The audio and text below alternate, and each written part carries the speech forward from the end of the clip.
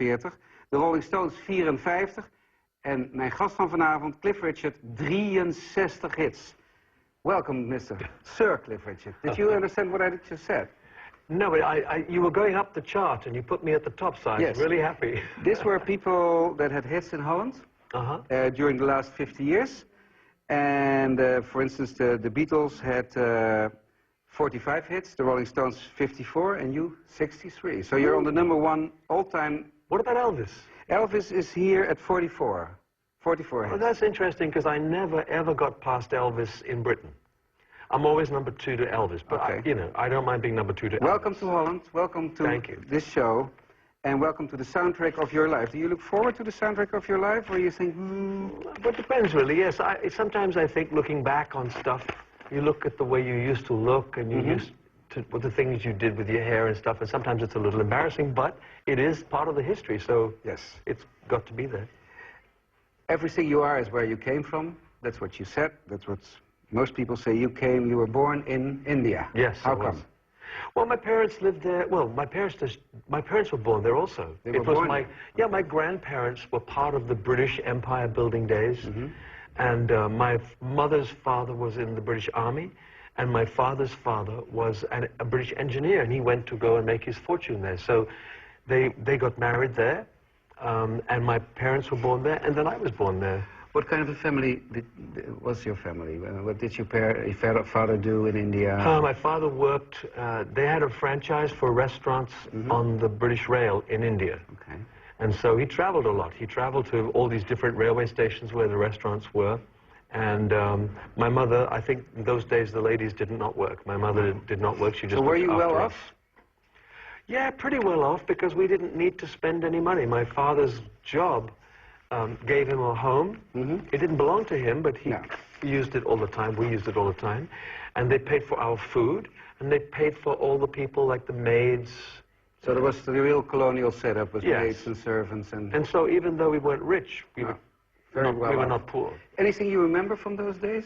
Oh, yeah, I remember lots of things from those days. But then I was really young, you know, I left before I was 8. Okay, but what do you remember from your really childhood? Well, the best, happiest memories were going to have holidays with my grandparents who lived in the north. I was born in Lucknow, and my father's father used to live there. So I loved going up to Lucknow, and also a little place called Buxar, also north. What's the kind of thing? Do you remember, I mean, have you been back to India? And do you remember the smell then, things like that? Or? Yeah, yes, the smell is always the same. Whenever you go back, there's a mixture of smells, and it's millions of people. Right. It's quite an exciting place to visit, even though sometimes you are aware of the poverty. There's a lot of poverty there, as there is with any big nation that's...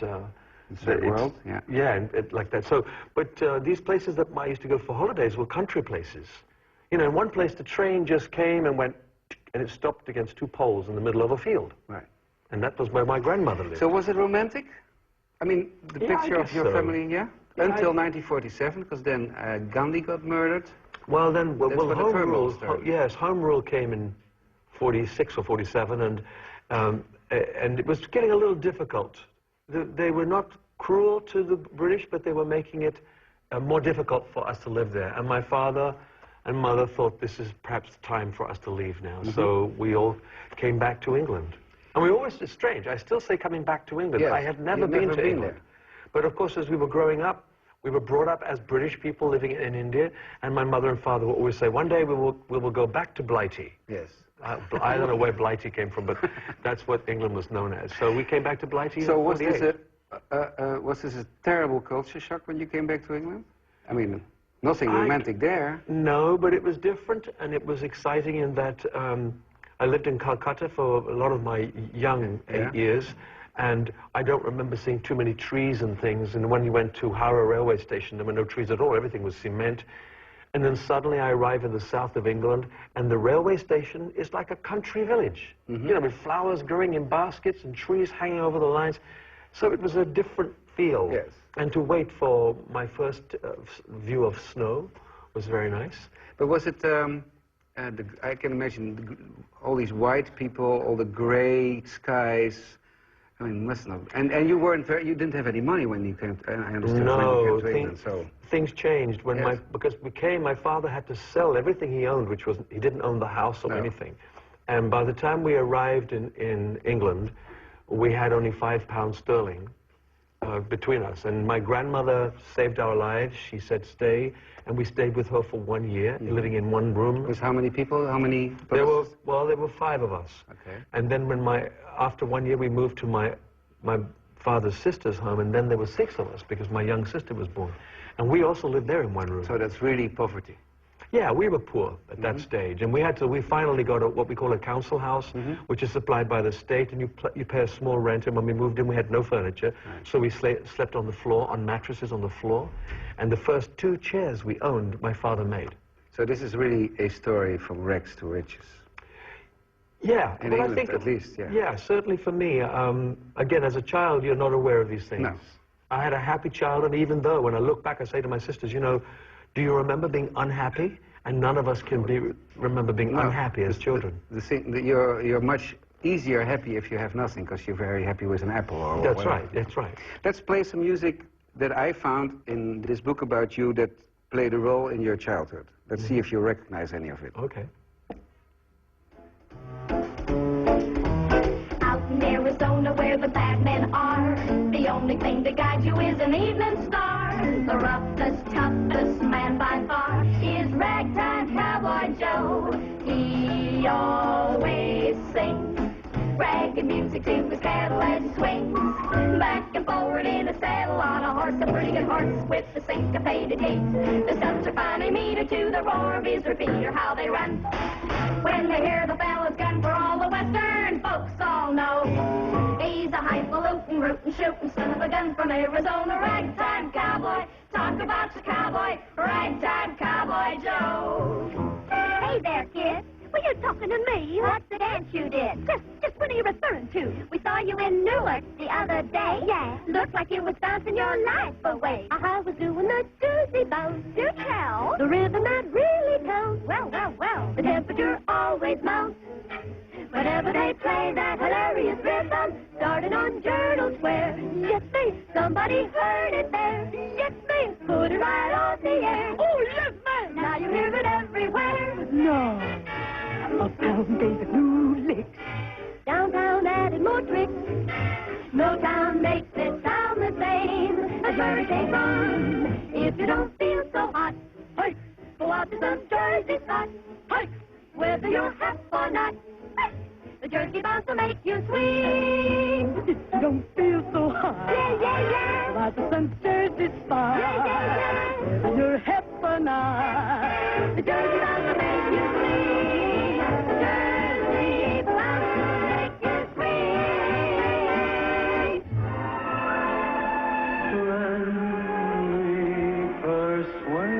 persuasion, thee is mine. Though I don't know many words of praise, thee pleasures me in 100 ways. Put on your bonnet, your cape, and your glove, and come with me. For thee I love. Fear typical before your days, right? Oh, absolutely, yeah. And the funny thing is, I remember, it probably is in that book as well, that one of the tricks my mother taught me somehow was I couldn't read, but at the age of 5 or 4 or something, she would say to me, go and find Jersey Bounce. And I apparently used to go to the record collection and look through and go, oh, there it is. And I couldn't read, but I could obviously recognize the... Jersey Bounce was the Three Martin Sisters, yeah. Yeah. So, but I can remember the melodies. But don't forget, the songs weren't just from that memory, because those songs were played probably for 10 years after that. Yes.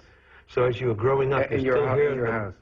Well, my mother would have had those records, but also, even when we came to England, we found that the radio stations still played that. That's the kind of music they played. Did your parents have enough money to have a record player or a radio when you came back to England? No, we didn't. We used to listen to the radio, but not a record player. No, the first record player came much, much later when we had our first little home, the council, the state-owned home. And my father won some money on the football pools. Uh-huh. So bought a record player. And we bought a record player. But you didn't have your own records yet. You played. No. It was his records that were There were somebody else's records, yeah. What kind of boy were you in school? Rough? Nice? When I first came to England, I think it was difficult for me. I can remember, I don't know how much we talked about this in the book, but I can remember that I used to fight a lot. Because the kids at school, I was a different color, a little ahead of tan. Were you? Yeah, I was kind of darkish. Darkish. I mean, only because I'd lived in a sunny climate for all of my life. And they used to call me names and things. So I used to be fighting all the time. But I'm glad I learned how to fight. Even though we don't have to fight these days, you still have to have a strength. And I believe that all that time gave me an inner strength that I never dreamed I'd ever need. No. And now I feel that we need it more than ever. So there was like a little bit early racism going on, that you were like dark skinned? Probably, but children aren't racist. No, They're just cruel to each other even. It doesn't matter what your color is. It just so happens that I was suddenly different to everybody else. They probably didn't know anything about me. No, this is when there were not too many dark people in India, in England in yet, England, right? probably not, yeah. What kind of an upbringing did you get? Were your parents severe? Were they easy? My father was. Yes? My father was a real disciplinarian. I mean, for instance, if I came home and said that I had been beaten at school by the teacher, he beat me again. He said, you must realize. And I said, but I didn't do anything. He said, no. People don't beat other people for nothing. You must have done something. And of course, I know that I did something crazy at school with my friends, and we got the cane. And then he would cane me again and say, you have to recognize that when they do this to you, it's shame on me, he said. They think that I'm not bringing you up correctly. So I find it very interesting, that way of discipline. And did your mother compensate that by being very sweet to you? Yeah, my mother was yes, but she would wait. She supported my father, and then afterwards she'd say, okay, it doesn't mean now you've been punished, come, I'll make you a cup of tea or something. Did that make you a rebel? A severe father? I mean, did you... No. No? No, because if you're honest, if you're disciplined, you know what you did. Sometimes. I mean, sometimes teachers are very... they're wrong. Maybe. I think nowadays maybe more so, because they are so severely disciplined themselves. In fact, their discipline is completely crazy. They have other people's fathers coming and beating them up. So I don't find that very clever at all. I think that discipline is okay. So looking back, but not beating. You know, you shouldn't beat a child. But so looking back, you thought that upbringing from the 50s that you got from your father wasn't, that should not have happened. No, I think I'm happy. I'm happy it happened. Oh, very happy it happened. Yeah, because he never ever hurt me. It was more hurt inside. Right. I was more embarrassed. Okay, he made your character. He never ever beat me. I mean, when you beat somebody, you know, bam, all this. No. But he was very strong and said, you can't do this. You mustn't do this because this is a bad image of me and it's bad for you. And that's how you learn. And were they religious? My father was very religious. And he had a mixture of religious feelings. He was a Christian man, but because he also was born in India, when I walked into his bedroom once, he was like Islamic, all on all fours, on the hands and knees and elbows, and praying. And I thought, what is that? And then afterwards we talked about it, and he said, well, I pray, and you should think about praying also. So I had the background of somebody who was religious. Your mother wasn't? Yeah, my mother went to church, but I never saw her pray like my father did. So there was actually a very simple, bourgeois, severe upbringing. You were made to be a nice boy. My father was strong. Yes. There's only one way to come through life with some knowledge of what is right and wrong. Somebody has to teach you. And it doesn't come by getting everything your own way. No. Because then you think in life that everybody owes you everything. And then you have to start learning that nobody owes you anything. You have to work for it. You have to... Hey, stop preaching. Because we still want to talk about rock and roll. Good, yeah, great. Where did rock and roll enter this life? When's the first moment you remembered it? Bill Haley, I guess. Hearing Bill Haley and then Elvis Presley and all the others that followed. Do you remember? I mean, I can remember when I was standing in front of a jukebox and they played I Want to Hold Your Hand. That's for me the first... The Beatles. Yeah, the first rock and roll for me, because I'm younger. Do you remember the first moment that Elvis or rock and roll came in your life? It was Bill Haley, the film, not Rock Around the Clock, Blackboard Jungle. And it was a drama about school. And, but his music was played, and people were going crazy in the cinemas. And I remember hearing the song and thinking, this is fantastic. And I can remember the first time I ever heard Elvis, because there was a car parked in my hometown. The man must have come to buy cigarettes or a newspaper or something. The window was down, the engine was running. And we were looking, going, oh, look at this car. One day we'll have a car like this. And on the radio it was, since my baby left it there, I'm finding a new place to dwell. And we were listening, and the man went, so we never heard who it was. No. So then we all went home, our different homes, and later we said, I listened to AFN, you know, the American Forces Network. Yeah. It's Elvis Presley. And we went, Elvis. So we this discovered changed Elvis. your life. It did. We have another song here, friends, that, although it's always crowded, you still can find room for broken-hearted lovers to cry their again. Be so, baby, it's so lonely, baby, it's so lonely. Well, it's so lonely, make it die. Now the bellhop till she flows, the desk clerk's dressed in black. Well, they've been so long on the street, they'll never look back. And it's so lonely, baby. Well, they're so lonely. Well, they're so lonely, they're afraid to die. Well,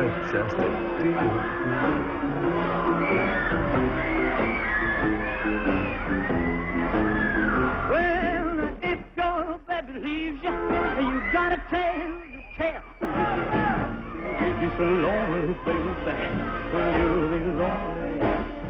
You'll be so lonely, you could die.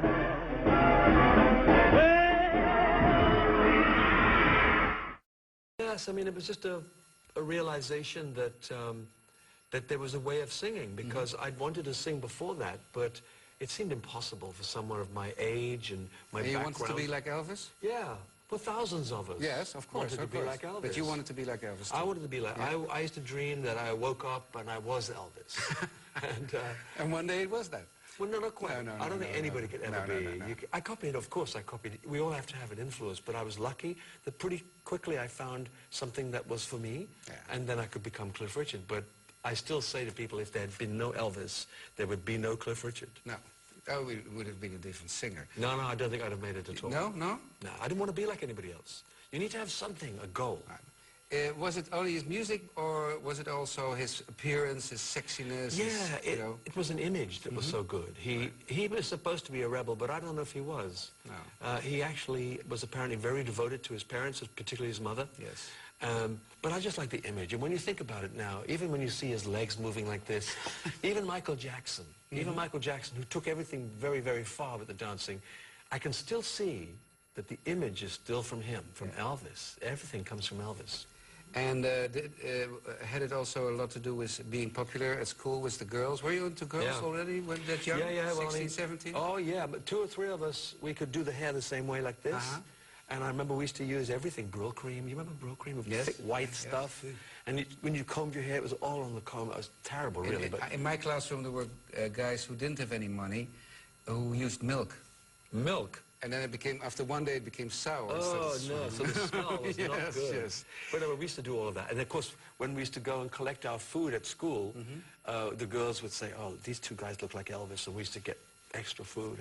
And in order to wear your hair like Elvis, you have to have permission from your parents to grow your hair. Didn't they mind? No, because it wasn't so much grown hair. Grown here, but it was pretty short here. Yeah, okay, but you have to have this. It was the Beatles that really brought the long hair into fashion. Yeah, but the Elvis hair is also not very... Well, he used to have the bit that came over loose like this. In fact, you saw it in that clip, the little piece of hair that flapped around. But I used to try and look like him. And if I had a photograph taken and I looked like Elvis and my lip was... then I felt so good, you know, I felt wonderful. So when did you start making music? I mean, you had been singing, I guess? While I was still at school, I sang with a group that we formed in the school. So I must have been maybe 15. Yeah. And we called ourselves the Quintones. There were 5 of us, 3 girls and 2 boys. And basically we sang in harmonies. And I started to learn harmonies. Later I learned by listening to the Everly Brothers. But, so I sang then, and then when I left school, I joined did you have skiffle here in? Yeah, a little bit.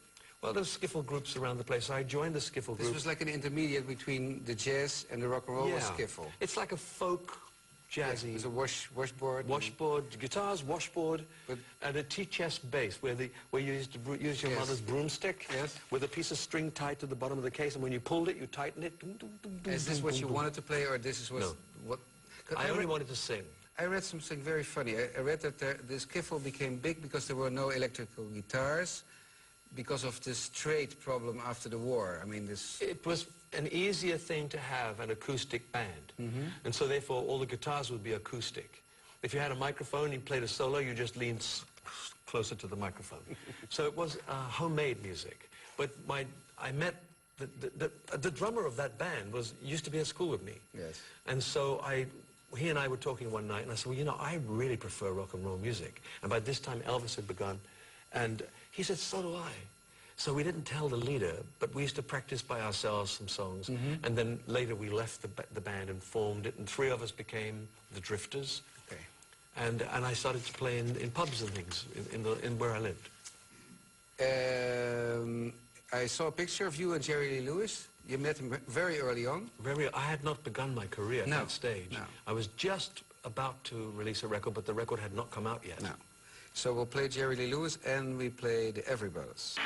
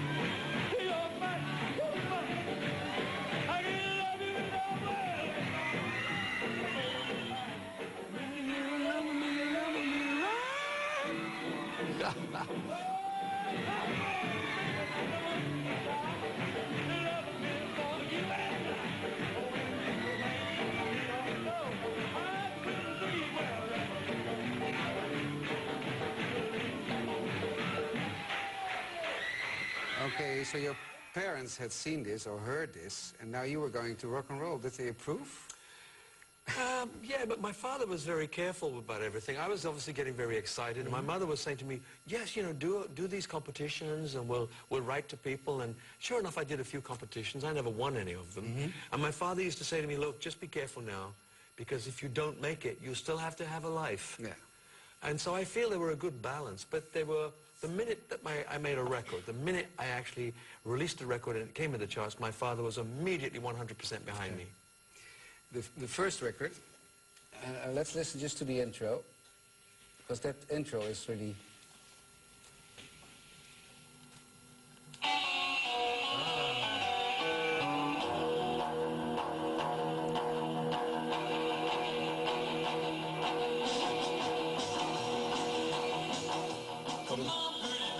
big discussion is who made this intro, because this intro is like the beginning of European rock and roll, or it's a... It is. Well, I think it's the first real rock and roll record made outside America. Yeah. It's, you know, we were on the beginnings of European rock that made it ours as well. So who made that? It was the musician who played on the session. Frank Clark was on bass. My drummer friend from school was on the drums. Ian Samwell played da-da-da-dum, da-da-da-dum. And the other guy's name I've just forgotten. But we walked into the studio and we said, what are we going to do at the beginning of the song? And where did these guys come from? Well, Frank were Clark, big band musicians, I guess. yeah, they were part of. They were playing in studios all the time. They were doing studios and orchestras, playing them all the time. So they actually really invented this. They invented that. And of course, the hear guitarist was not a rock and roll guitarist. He was really a banjo player. Right. And I wish I could remember his name.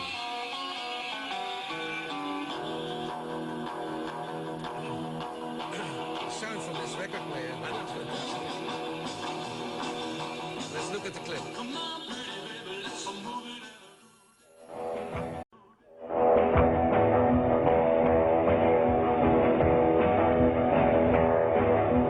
on, pretty baby, let's move it and groove it. Shake a baby, shake a honey, please don't lose. And it's rhythm that gets into your heart and soul. And let me tell you, baby, it's called rock and roll. Well, they say you're gonna die, but honey, please let me yourself. What's it gonna do me, please?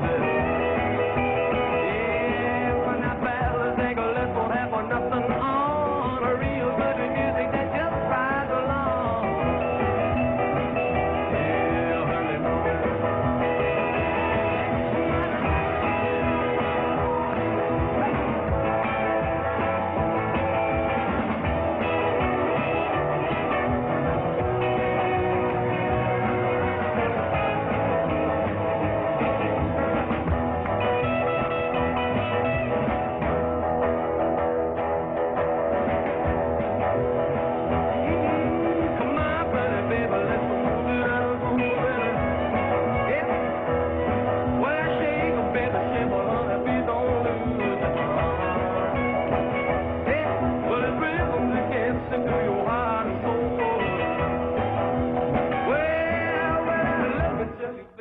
called rock and roll.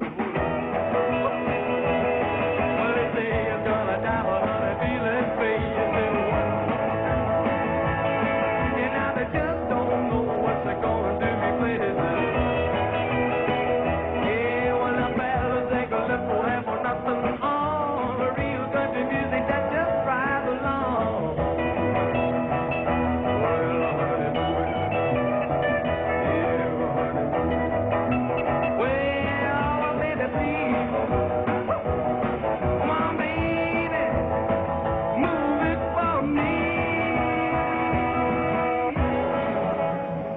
Well, honey, I had my tooth done as well. What do you mean as well? What else did you have done? Well, all the teeth. No, I didn't. But I did have this. Watching that reminds me now, I used to have a tooth there, but it grew inwards. Right. And that's why I didn't smile very much, because when I smiled, it looked like I had a hole. I look like I've always, see, recently I thought I'd like to play the musical of Dracula. Now I see this picture, I know I could do it. Especially when you do the Elvis Presley, so you have to have this teeth. Great song, great song. You just remember to play the guitar. Ernie Shear. Right. Who wrote the song?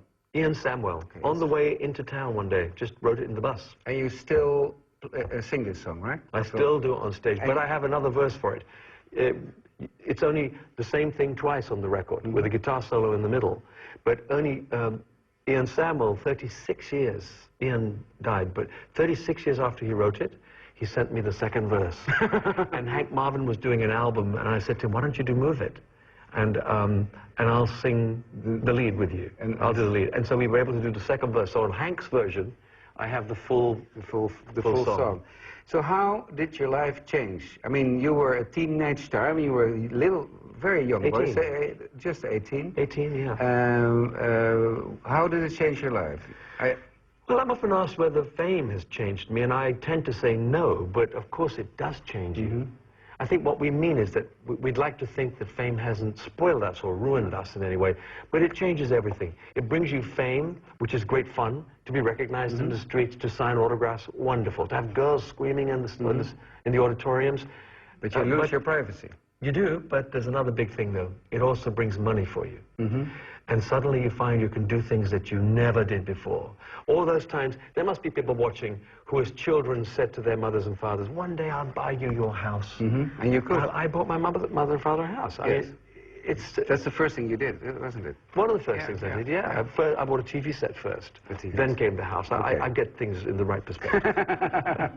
Listen, but you, very quick, you had to break up with your first girlfriend, Janice, I think it was, Jenny? Oh, yeah, Things but like it's funny, that, those days were, you know, people who were pop stars were never supposed to have girlfriends. And we all did have girlfriends, of course we did, but we didn't like the publicity.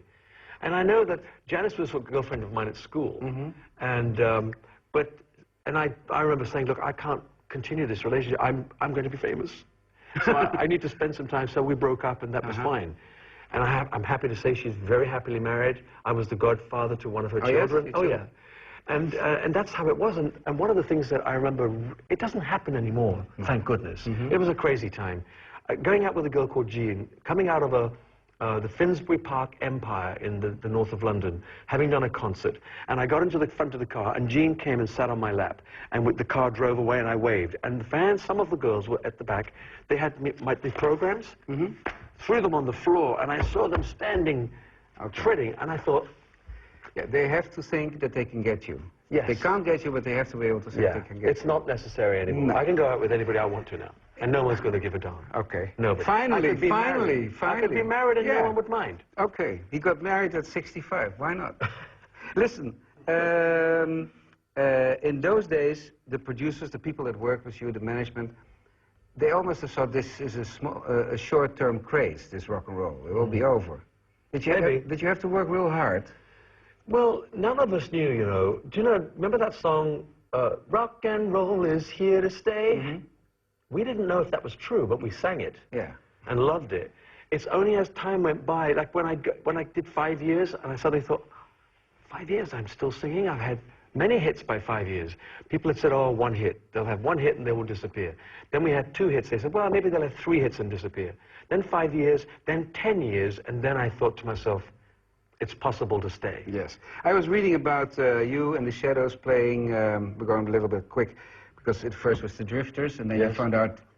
There was the American Drifters. There was already the American Drifters. We never heard of them until after they had Saved the Last Dance for Me. So they became the Shadows. Yeah.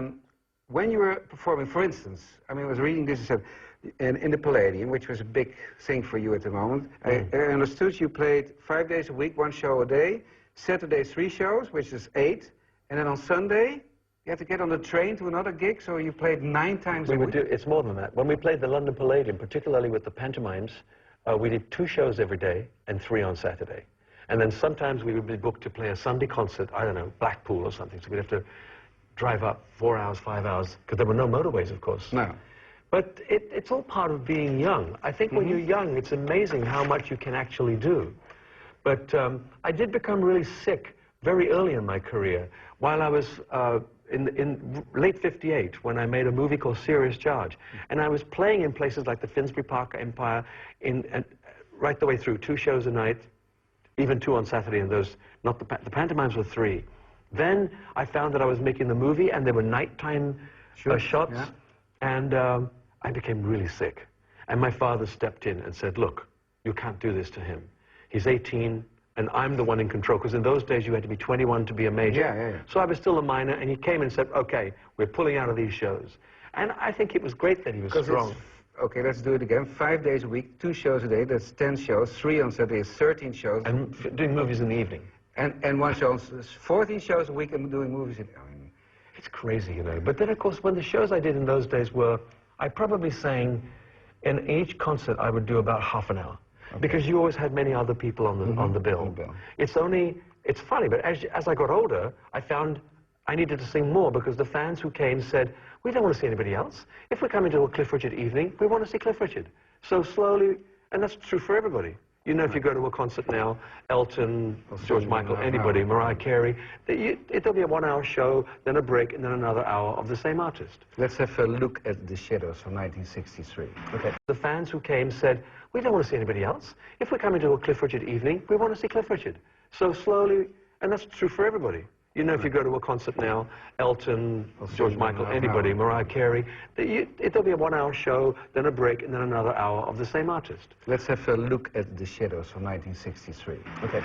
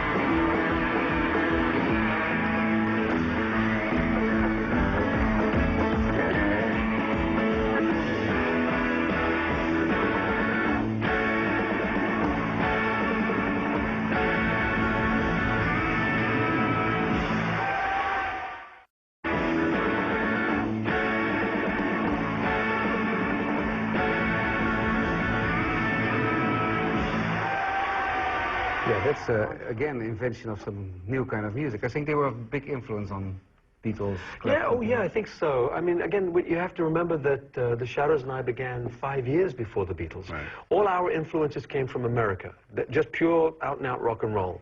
And when the Beatles came, there'd been 5 years of that success. Right. And even in our career, we had already started to sing beautiful old standard ballads and things like that. But I only know, I don't know how much we influenced the Beatles, but we made ways for them. Mm-hmm. We made a pathway through. Teenagers were ready to go to the next step. The Shadows may have been a better effect because they proved you could be 4 musicians without a lead singer. Right. Even though the Beatles, of course, had 2 lead singers, and George. All 3 of them could sing. But generally speaking, you watched a band. Group, yes. Yeah. Whereas with me, I was always the front man. But that was our magic, though. You see, the Shadows were so big. They had so many big hits. You know, I was looking at a chart yesterday of 1962. Mm-hmm. My record, The Next Time in Bachelor Boy, had been #1. It was now #3, and the Shadows were #1. Was there a heavy competition about that? I mean, was this like... No, we played it together because we felt that if we were both successful, when we went on tour, nobody could touch us. No. Even when the Beatles came, that first year they came, for a whole year, you hardly read anything about any of us. Mm-hmm. Only the Beatles. Beatlemania here, Beatlemania in America, all over. It was just all Beatles. And yet, we used to go on tour, and we used to be a little worried. And then we'd arrive, and the hall was full of people screaming. And I thought, oh, that's life. Yeah, nice. We survived it. So, reading about your life, the Shadows were kind of a wild bunch of guys, and you were a more modest guy, plus the fact that you were so famous that it was very hard for you to go out in public. And did you drift apart a little bit? I mean, did you have a really different life from the Shadows? No, and they weren't so wild. Not in retrospect. We're a generation of people who were freed by the music, but we still had control of it. That's what I feel that was good about us. I don't remember them ever taking drugs. No. Well, the drugs were not only starting out then. Well, jazz had been going for quite a while, certainly cannabis. I now know that what I smelt backstage was not a herbal cigarette, but that was already going on. Yes. But as far as I remember, only one of us, Jet Harris, or maybe Tony Meehan, the drummer, smoked. But if you're a non-smoker, Hank Bruce and I certainly did not smoke. If you're a non-smoker, then you don't have the desire to smoke anything. No. So maybe that saved us from that. But they were fun people, you know. We had a wonderful time on tour together. They and I did not split. No. They broke up internally. They all wanted to do different things. I know it's difficult with a band. Yeah. You know, even with the Beatles, I'm not sure they did stay together 10 years and that was it. Yes. Shadows, 10 years and they split. And then I was left on my own. Fortunately, though, my producer, R.I.P, had already taken me into the studio without the Shadows. I had made songs like It was easy The to Day I start a Met solo Marie. career. Pardon? It was easier to start a solo career because you already had kind of I had already made some hits without the Shadows, and so it was easy to go on from there. What I was aiming at was that you told that after a show everyone would go into town and you would go back to your hotel room or drive around for hours just... I drove around a lot, particularly when I came home. Why was that? I just isolated. I had American cars. You know, I mean, the first car I had was an English one. Yeah. Sunbeam Rapier. Sunbeam Alpine. Sports car, hood down, fabulous. But then I saw American cars and I thought, I gotta have an American car. I'm a rock and roll singer, so my next car was a Thunderbird. I then bought a black Fleetwood Cadillac. And then I had a Corvette Stingray. So I used to like driving. And in those days, perhaps more so than now, everyone now is almost very used to seeing pop stars around. But in those days when you're driving a big Cadillac, 3 times as big as the next car, everyone's looking and they're all going cliff. So nighttime though... What's the time you could drive? Yeah, and also in those days there was almost no traffic on the road at night. So I could drive from 1 till 2 and then come back and then I would be tired and I would sleep. Wasn't that... that's on one side very romantic. I mean, you and your Thunderbird or Cadillac. On the other hand, it sounds a little... isolated. Well, if I allowed myself to live like that, I would have just ended up crazy. But I did those, not every night, but I would do it every now and then, and it made me feel free, the windows down, I didn't care how I looked, and you could just drive, and I would drive, I mean, as long as I knew where I was to go, and then turn around and follow the signs back. That's as far as you could. But I would drive for about an hour when I went out at night. I was reading about Jet Harris, who then abused his wife, and later on you had some kind of affair with his wife. Why didn't you kick him out of the band when he was abusing his wife? Well, I don't know about abusing his wife. Well, he was abusing Was his he? wife. Oh, well, I don't know. I don't remember him ever hitting his wife. No. But that's the way it Anyway, is. the relationship wasn't very well. You were kind of taking care of her. That's how it... Yeah, it was, and we had a small relationship. But again, I wasn't prepared to give anything up of my career for anything else. And of course, she was so involved with Jet, and then became involved with other people as well. And I didn't follow it. I didn't pursue it. She was madly in love with you, I understood. And well, I can't blame her. No. But a question. In all those affairs where you break up with the girls for your career, was it really what you wanted, or was it... I get the impression that also many times that your mother said, Cliff, it's not good for you. No, my mother never stopped me. My management early on used to say, you have to be careful. You have to balance it against your career. Maybe that wasn't a good thing to say to me, because the balance always came out in favor of my career. But I remember, and in fact, no, my mother never. I think my mother would like to have seen me married, because most mothers want to be grandparents. Yeah, but maybe this was too early. This is the story from your sister where she said, your mother, by coincidence, opened a letter from what's her name? Oh, from Carol. From Carol. Oh, yeah, well, that was different, though. Carol was married. Yes. And my mother and father are old-fashioned, good old-fashioned people. And they read this letter, and she was being sexy to you, and they... They didn't like that. They had a nighttime conference and told you, Cliff. Yeah. And how old were you then? 19. Okay. Well, but that's the right thing to say, isn't it? Or would you think that a parent should say, no, go? No, now that I'm a parent, yeah, I would say, yes, okay. Yeah, but in those days, if I would have been you, I would have said, well, in those days, those words didn't really exist, but... No, because again, you come back to the fact that I had great respect for my parents. I mean, even today, I catch myself thinking, it doesn't matter anymore. My father died very early on, and my mother doesn't know anything. She doesn't have Alzheimer's, but she has dementia, so she's not aware of any anything in life anymore. So I don't have them to answer to. But I still find myself, what would they say if they saw me doing that? I still gauge things by what I felt. Very strong bond to your parents. Yeah, because they proved themselves to me. They proved that they could have a lasting relationship. They proved that being a disciplinarian didn't spoil me in any way. It freed me in a way. I could understand where you don't have the feeling afterwards that all these affairs that were broken up, also from, let's say, peer pressure from your family, that was not very good for you. I mean, no? The only time that's the only time I remember now that you're right, that my mother and father intervened was because it was not going to be healthy for me and not good for me either. So, again, they were right, weren't they?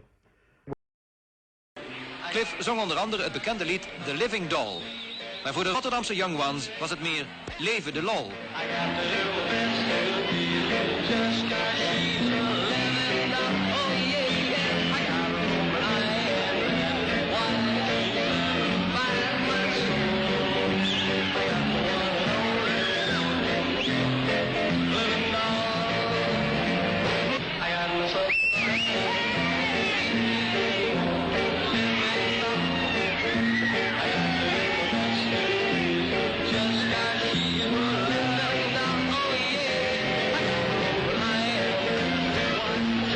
Het domme kabaalschoppen van de tieners leidde er tenslotte toe dat Cliff Richard zijn optreden voortijdig moest beëindigen.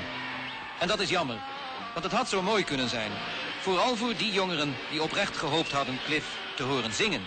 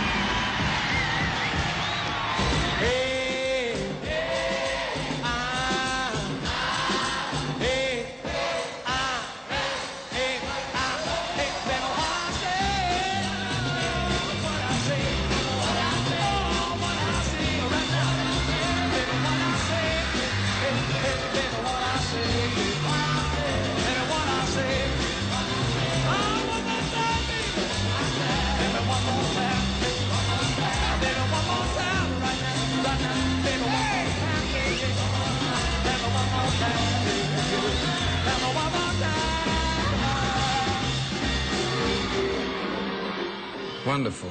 Remember any of this now? You've done thousands. I do. Oh no, I do. And particularly that tour of Holland. We were touring around, and we had a very famous photographer. I can't remember his name either, but he was very famous. He had shots of the Beatles and everybody. Claude or Gijsbert or? No. He was just a rock and roll photographer, and he came on tour with us. And I can't remember. Somewhere in Holland, he decided that night he wouldn't come because he'd been shooting the shows like this. And that night, we had the biggest riot ever. And of course, we were really, this is where we were naughty boys. Yes. Sometimes my management would say, look, please, calm it, keep it calm. And then Bruce would come up to me, and he'd say, let's have a riot.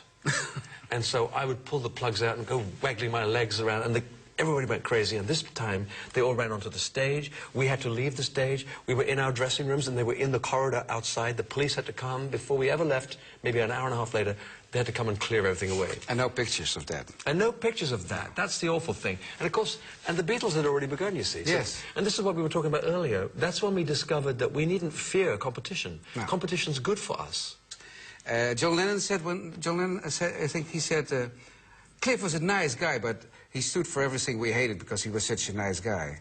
I mean, well, it tells you more about him, doesn't it, than it does about me? No, it does, but wasn't that hard for you? I mean, no, it made life so enjoyable for me. You know? I don't believe that. I loved it. I loved it because I have been the only radical rock singer ever. Because I haven't done what everybody else does. Being radical means that you step out of line. Okay. So for me, they kept saying I was a conformist. I'm thinking, no, wait a minute. Everybody else is doing exactly the same thing. They're all taking the same drugs. They're all throwing TV sets out of the window, trashing hotels. I used to go into the hotel and I would hoover up. You know? So I was completely different to the rest of them. No, you're right. I love that. But I can imagine that in those days, and I was a hippie too, your hair was long too. Yes, oh yeah. that you felt left out, and the interest of people were going to, when you were going to the Marashi, you were hip, and you weren't doing that kind of things. You never thought of stopping at that moment in the 70s, or no? No, because you see, I mean, why do I have the fantastic record of 127 top 30 hit singles? Oh, no. I mean, I'm not doubting you. I even brought the list. Nobody has so many hits in the world. No. No, but that's why. Why would I stop, though? Why would I stop? If everybody else is saying, oh, it's a shame, he should be taking drugs, it didn't matter. I was proving as I went along that I could be me and still be a successful rock and roll singer. And then you did the worst you could ever do. You participated in the Eurovision Song Contest. Yes, but everyone said, don't do it. No. And I said, but surely, if you're a star, you shouldn't be fearful of competition. And if you lose, you get beaten by a better song. And I lost twice. Let's look at those 2 times. Congratulations and celebrations when I tell everyone that you're in love with me.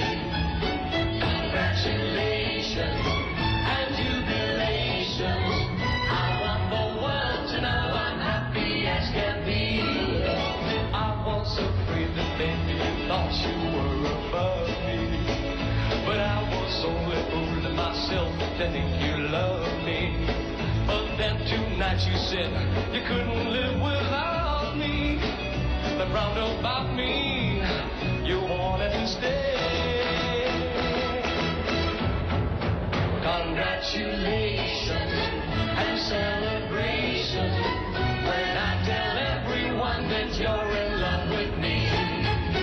Congratulations and jubilations. I want the world to know I'm happy as can be.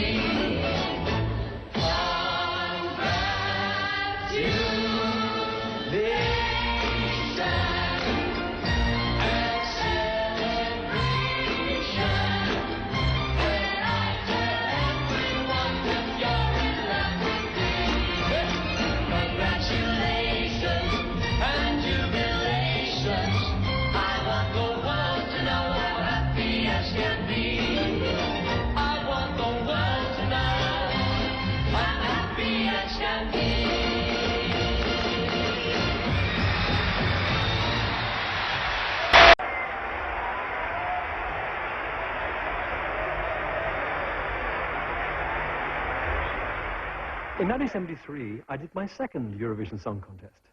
I didn't win that one either. Power to all our friends, to the music that never ends, to the people we want to be. Baby, power to you and me. There's one old man, spent his life growing flowers, caring for the bees. Power to the bees. There's one old lady, spent her days making wine. The wine tasted fine. Power to the vine. Power to the boys who played rock and roll, made my life so sweet. And to the girls who knew before, and those I've yet to meet. Power to all our friends, to the music that never ends, to the people we want to be. Baby, power to you. Oh, Cliff. Look at that jacket. What Come happened on now, to that's rock and roll. what happened to this?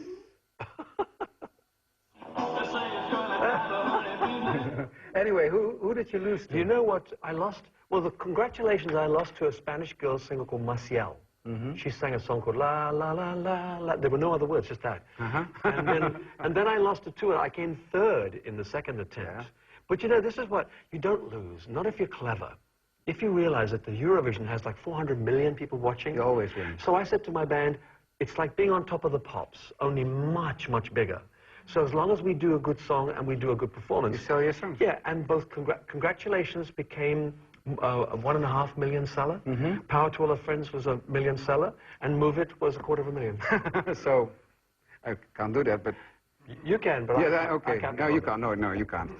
Okay. I did it. It's my fault. Fire me. Let's talk about the United States. Because that's like a red thread through your career. The funny story is you went to America and you were finally going to break, and here's the Cuba crisis. I know, that was... But the funny thing is I went 9 times to America and ended up with 9 top 30 hit singles. But you have to have an album. Yeah. You know, people don't even know who you are from a single, really. But yeah, that 62, I think, was the Cuba crisis. Yeah.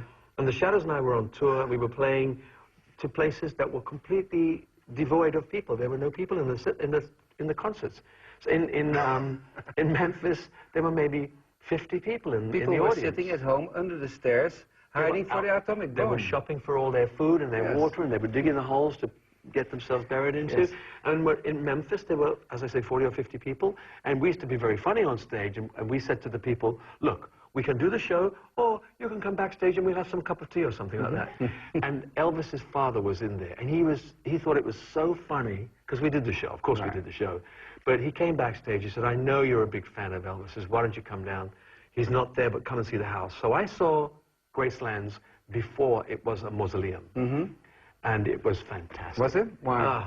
Well, it was just to see the home where Elvis lived.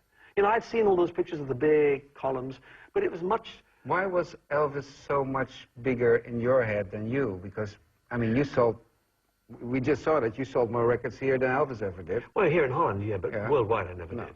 No, he was just a prototype. You know, you have to come to the conclusion that sometimes, if you are the first, no one will ever catch you. Okay, but what did you... Okay, even though I got better. Right. I still couldn't catch him. What did you... I don't mean better than him, I got better. You stayed on your weight, that's the big difference. Well, that did help a lot, yeah. Listen, anything you remember from Graceland that you will never forget, and anything particular? A round bed. I'd never, ever seen a round bed. He had a great big round bed. In his bathroom, he had 2 chairs that were for hairdressers. You know, you stood on something and the chair went up like this, and pressed the button and it came back down again, and he used to have haircuts in his own house. And when you walked into the front door, there was a big, big carpet, and it was his picture. And I walked around the outside. I couldn't walk over. I said, I'm going to walk around the side. So I walked around the side so I didn't clean my feet on Elvis' face. And downstairs, he had a huge room which was like a pool table, billiards. And around the room was a gold disc for everything. You know, Elvis blew his nose. Let's give him a gold disc. It was fantastic, absolutely wonderful. So I enjoyed visiting. You never met him? No. In 1976, I met a journalist who did an interview and said, I know you're a fan of Elvis. I know him. If you will let my paper take the photographs, I'll introduce you to him in Vegas. He was in Vegas. And I said, look, my image of Elvis is this animal, this person that made me want to be like him. And at the moment, he doesn't look like that. Let's wait a couple of years. He'll make a movie and buy it. Oh, he never survived that. I should have met him. Yes. I think I was really crazy to do that. But then I didn't know he was going to die so young. Nobody did. Next on your list is Fleetwood Mac, because they keep coming back as well. Is that it? They will, you know, every now and then a band or a singer suddenly sells a massive number of albums. No one really knows why, because there's a lot of good albums made, but I don't know how many they sold of that album of theirs, but every track seemed to be a winner to me. And again, I'm influenced by the things that I like. And then a couple of times after I'd heard them, I wanted to have just a little more... This Lindsey Buckingham Yes, guitar. the guitar and the bass and drums. Right. And Stevie Nicks. And Stevie Nicks, oh yeah. But this was a really fantastic band. And it was at a time when England was really taking America by storm. And they were one of the top 5 most famous people in America. Your title song, Go Your Own Way. You can go... Wonderful. Fantastic. I think one of the best bands ever. Certainly, I mean, when you think that's live, right? Yeah. I mean, fantastic live band. Yes. There aren't many bands that can do that. What's your favorite band? Out of just... Oh, crumbs. I used to like Steve Miller, the Steve Miller Band. How can we come to that? What kept you competing all those years? I can imagine after... I mean, again, this is the list of all his hits. Why didn't you just say here, after... Congratulations, bye, I'm going to make wine on my land in Portugal. Well, I don't know. I guess if you're... any kind of artist, whether you're a dancer, singer, actor, painter, writer, it doesn't matter. You can't believe that you've ever done everything. No. And you can't believe that you've ever perfected what you can do. So you spend your whole life chasing that. You try to get better all the time. And I think, on the whole, if you listen to my records, I have got better and better. I make better and better and better records. And I still want to do that. But then there's... I want to break records. Not the ones you play, but I want to break records. Still want to break records? Yeah, I hold the record at the London's Royal Albert Hall. 32 sellout concerts. Now, I'm sure someone else can do it, but they're all too scared to try. Yeah. They should try. But, I mean, so you say it's never enough? No. And that's not a money thing? No, but the money comes anyway. Yeah. And, but it's, what do you mean the money comes anyway? Well, if you're any good, you get paid, and more than we need. And if you make records, you're going to get paid. Even if you don't even make a #1, it still brings you some money. Are you still not a spender? I become better at it. Taken you a long time, I think. It did. It took me a long time to spend any big amounts of money because I can remember what it was like to have none. And so I would always find an excuse. The first Rolls Royce I ever bought was in 1979, and I wrote a note to my accountant. And I said, "Dear Joan, I've bought the Rolls, but I promise I'll keep it for 10 years. I had to justify having the Rolls. And then she wrote me a letter saying, "Thank you for your letter, Cliff. It has been filed." Yes. And she said, "I'm going to bring it out and remind you." And she did a couple of times. And in fact, I kept that car for 15 years. So I get value out of what I spend. But I spend it. Okay. You pay a lot of taxes. You pay a lot of money to charity. What else would you want to do with money? Well, money helps you do anything you like. I mean, that's what. But in your life, what do you do? What do you enjoy? Except, I quite like buying clothes, and that's why I enjoy when I go on tour, because then I spend with no guilt whatsoever. Because I know that this is part of my work. If I'm going to go on a world tour, I need to buy 5 or 6 different really fantastic pieces of clothing. Maybe I can mix some of the things I liked. Because sometimes I wear maybe a pair of trousers that I like, and I keep it for 4, 5, 6 tours. I change the top, but that's the time when I spend a fortune on clothes if you go to the most expensive. Oh, come on, you can buy a Versace shirt, but it might cost you £3,000. Okay. That's a lot of money for a shirt. It's a lot of money for a shirt, but it doesn't spend your... It doesn't, no, but you came here by regular British Airways. Yeah, but you don't have your business class. Business class, okay, but you don't have your own plane? No, I don't have my own plane. You don't have your own plane? No. I can't see any point in having my own plane. Well, when there's a perfectly good system going where the planes are traveling regularly. But you don't have to wait in the airports and things like that. Well, no, that's the only benefit, probably. But once you're planning a tour, there's no problem, is there? If you were doing everything just like that. But no, when I'm going to be at the Royal Albert Hall in April. We knew about it 4 years ago. Okay, so it's planned. It's all planned. So you know how to get there. Olivia Newton-John, good friend of yours? Yeah, very good. Okay. Physical, 1983.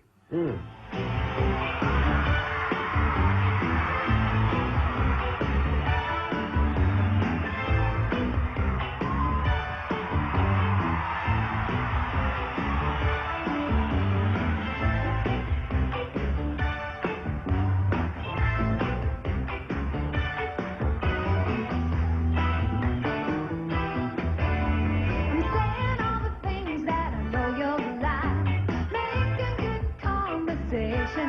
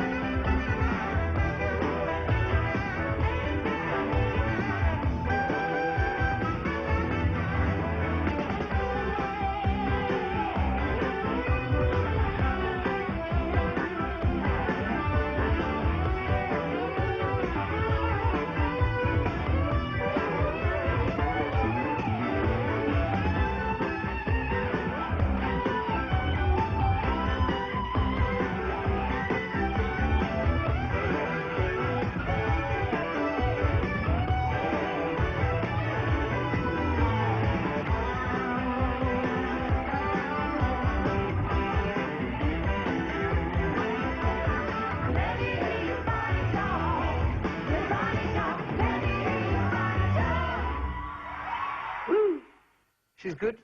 Great, she's fantastic, and nothing's ever changed with her either, in spite of the fact she also has money. She still is the same simply nice person. Wasn't she very sick? Well, she had a deal with cancer, but she fought that off, and she's clear of cancer. Doesn't have cancer anymore. She has a very good lifestyle. She eats wisely, and she still works out and things. So when you see her now, she still looks very beautiful. And the main thing for her, of course, is her voice sounds exactly like it sounded 100 years ago. We're on to your favorite subject, relationships. I guess you like to talk about relationships? Yeah, I do. She and I have a good relationship. Well, we've had a good relationship over the years. Just relationships in general. Yeah. Are you phobic for relationships? Phobic? The word doesn't exist, relational phobic. I mean, no, not really. Does it scare you? I mean, that's the thing about you. No, I don't think so. No? After all I don't find anything frightens me anymore. No? No, not even death. So I'm closer to my death than my birth, and it's no fear for me whatsoever. Although I don't know about that. I've said the wrong thing there. I do plan to be quite old. You're only 60. I mean, I know. You can become easily 90. You've got 30 years to live, so you can get married. No, I'm going to have a lot more than 30 years, my friend. You can have kids. You can yes. Well, men can. Women can't. Well, it's easy for men to behave like that. If you look at your life and all the talk about all that, are you now looking back sorry that you didn't take the time to start a relationship? I mean, really, honestly, I mean, yeah, my life wasn't like that, but I should have taken the time to marry Carol, Janice, Delia, Jackie, Sue, all the girls that came around. No, I don't think so. No? No, because I don't, what you are today is because of what you've been yesterday. And I like what I am and what I have and who I am today. I really like it, so I wouldn't change anything. If I was really sad and depressed, then I would have to find a reason for why I felt like that, but I don't feel like that. I'm really free. And the one thing that turned out, if you do want to be in our business, I think you have to make some very big decisions. Yeah. And it's worked out well for me. I am single, and I can do and go anywhere I want. Single and not lonely? No. No, I've got too many friends to be lonely. It's ridiculous. But just being a Christian, I think if Christians have to make as many children as possible to how do you say in English? Go and multiply yourself. I think we did that. I think we already did that. No, I mean, is it this is not never been in your mind that you want to have children? No, certainly not for that reason. Little cliffs? For the simple reason that, cliffhangers? Little cliffhangers.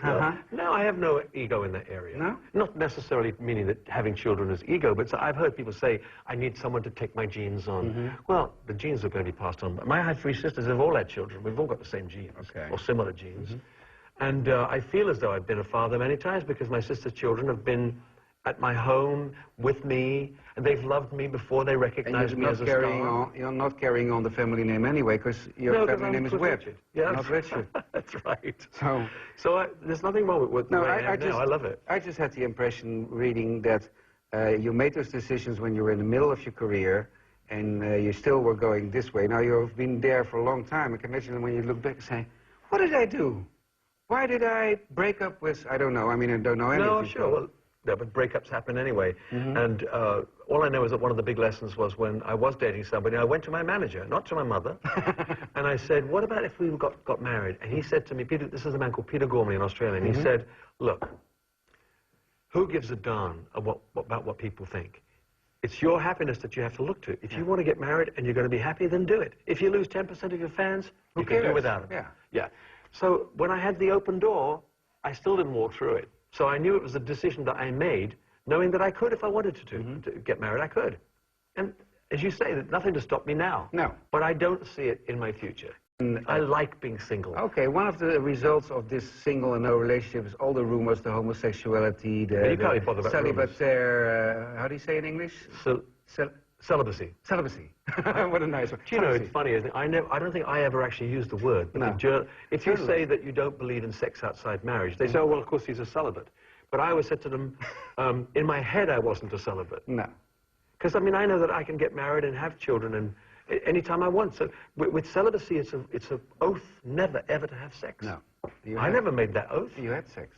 Even I know you had sex. There you go. One of your favorite artists, Toto? Africa, 1990.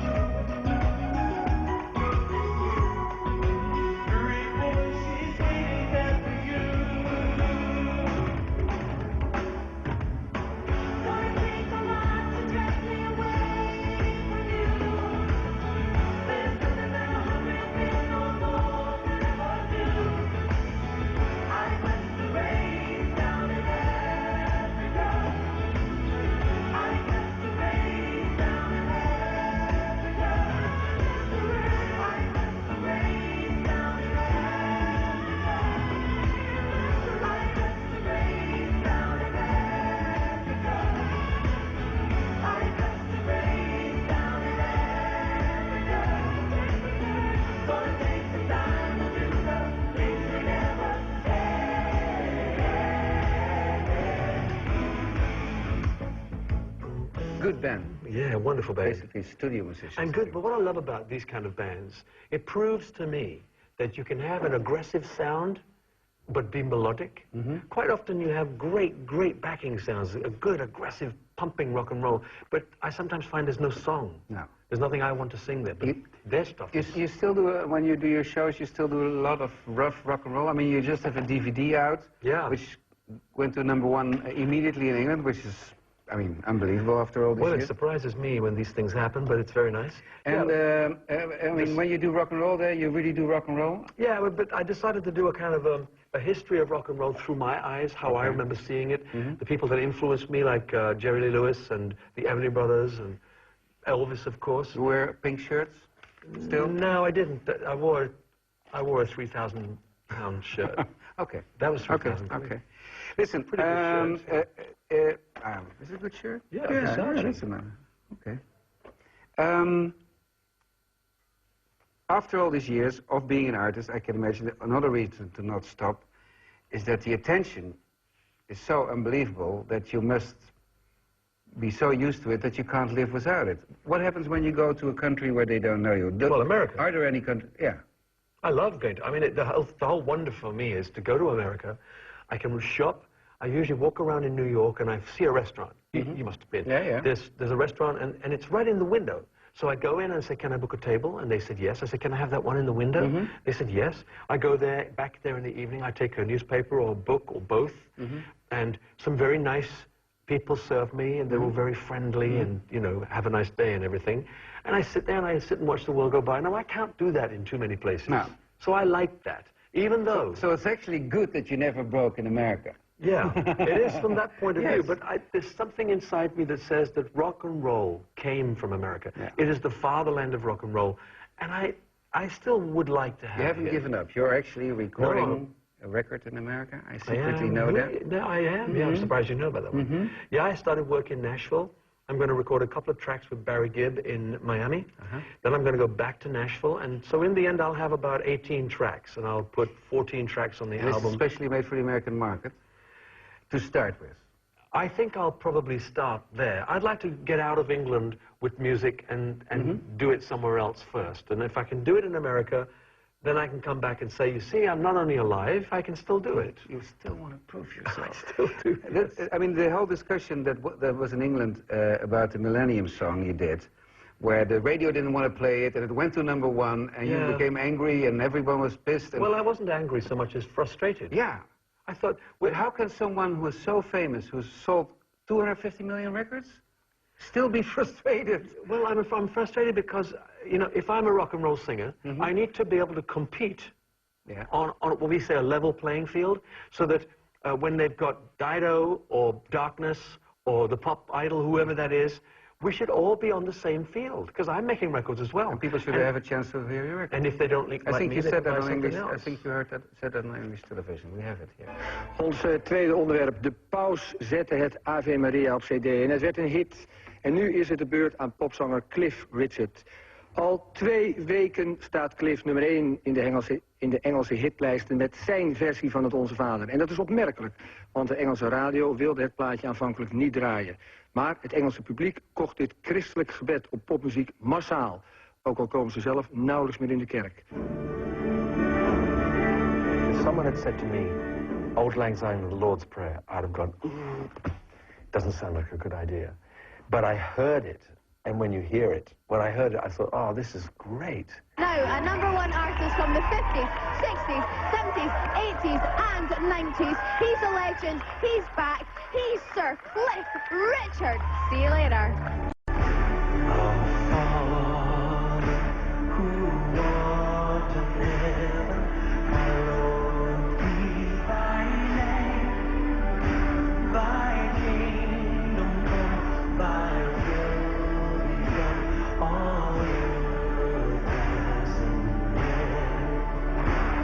In Londen staat Cliff Richard de uit heel Europa samengestroomde pers te woord.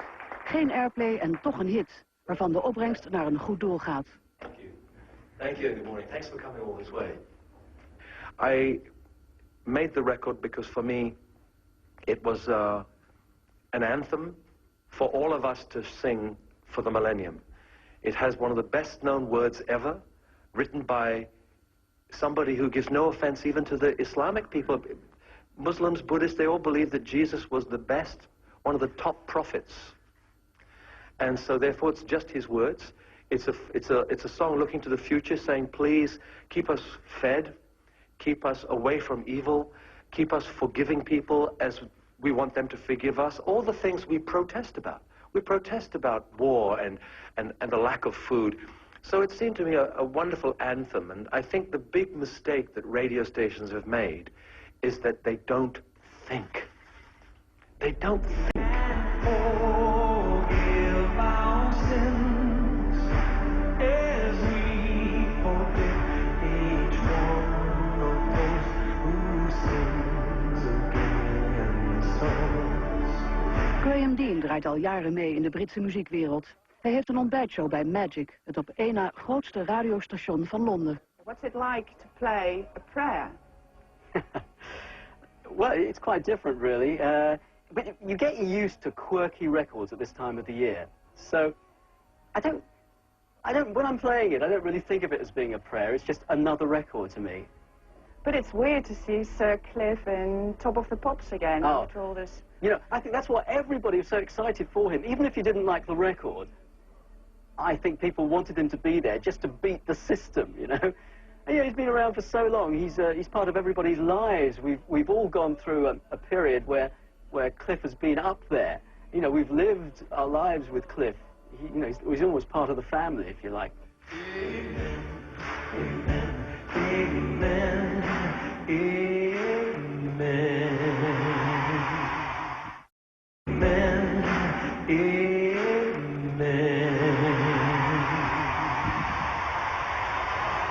So you won. In the Yes, end. but why was I in a battle in the first place? No. I'm a pop singer, for crying out loud. I shouldn't have to fight. You know. No, but it's not cool to make religious records, or it's not cool well, it's to... not bad, you know. I didn't make My Sweet Lord. No. No, I mean, I'm not saying it's not cool. Yeah, but it was very cool when George Harrison did it. Yeah. Yeah, well, I'm Cliff Richard and I did one. And I should be just as cool. Yeah. And it is cool. Cool is being successful. And it was such a successful record. I still don't understand it. I mean, can you listen to it and think, this is a controversial record? No. It's not a controversial song. No. It's not even the best record I ever made, but it might turn out to be one of the biggest sellers I've ever had. That's funny. And that's what rock and roll's about. You never know. It's not rock and roll. It's, what is it, jazz? Is it classical? Pop. It's pop music. Oh, well, yeah, but pop is rock and roll. Okay. Now, I mean, rock is always a little bit... Pop. Move this... You want me to play it again? No, I know that one. I like to do that.